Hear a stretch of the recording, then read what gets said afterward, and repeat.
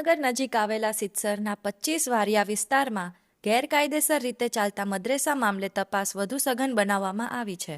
4 દિવસ અગાઉ mega combing દરમિયાન ઝડપાયેલા મૌલાના મોહમ્મદ શરીફ હાલ 10 દિવસના પોલીસના રિમાન્ડ હેઠળ છે. જોકે તેની શંકાસ્પદ ભૂમિકાને ધ્યાનમાં રાખીને રાજ્ય પોલીસ ઉપરાંત કેન્દ્રીય ગુપ્તચર એજન્સીઓ દ્વારા પણ પૂછપરછ કરવામાં આવી રહી છે.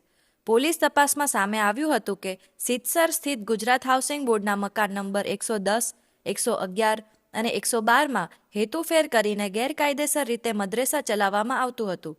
દરોડા દરમિયાન મૌલાના મોહમ્મદ શરીફ અબ્બાસભાઈ મરેડિયાના કબજામાંથી ઉર્દૂ અને અરેબિક ભાષામાં લખાયેલા અંદાજે 15 પુસ્તકો તેમજ તેના દ્વારા લખાયેલી 60 પાનાની ડાયરી સહિતનું સાહિત્ય જપ્ત કરવામાં આવ્યું હતું. આ સમગ્ર સામગ્રીની તપાસ સંબંધિત એજન્સીઓ દ્વારા કરવામાં આવી રહી છે.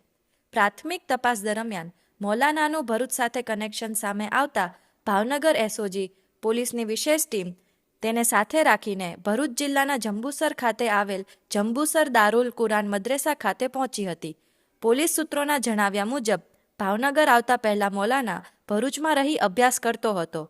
તેના સંપર્કો અને સંભવિત નેટવર્ક અંગે માહિતી મેળવવા માટે ભરૂચ એસઓજી અને સ્થાનિક પોલીસના સહયોગથી સંવેદનશીલ વિસ્તારોમાં તપાસ હાથ ધરવામાં આવી છે.